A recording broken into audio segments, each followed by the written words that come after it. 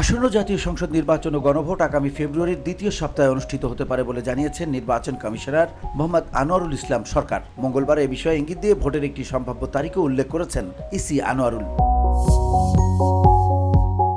ইসলাম বলেন, যেহেতু সংসদ নির্বাচন ও গণভোট একই দিনে হবে, তাই গোপন কক্ষের সংখ্যা বাড়ানোর কথা ভাবা হচ্ছে। আবার ভোটের সময় 1 ঘন্টা বাড়িয়ে 9 ঘন্টা করা হতে পারে। এজন্য সকাল বিকেলে দুদিকেই সময় বাড়ানোর কথা ভাবছে ইসি। তিনি বলেন, এখন সকাল 8টা থেকে ভোট গ্রহণ শুরু হয়, সেটা এগিয়ে 7:30টা হতে পারে।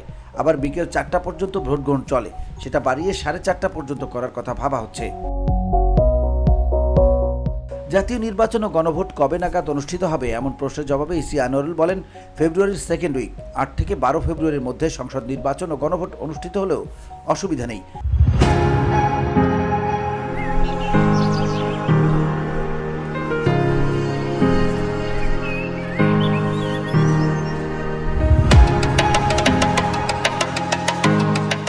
এক্ষেত্রে 8 ফেব্রুয়ারি থেকে 1-2 দিন পরে কিংবা 12 ফেব্রুয়ারি থেকে 1-2 দিন আগেও হতে পারে, অর্থাৎ মাঝামাঝি কোনো সময় হতে পারে।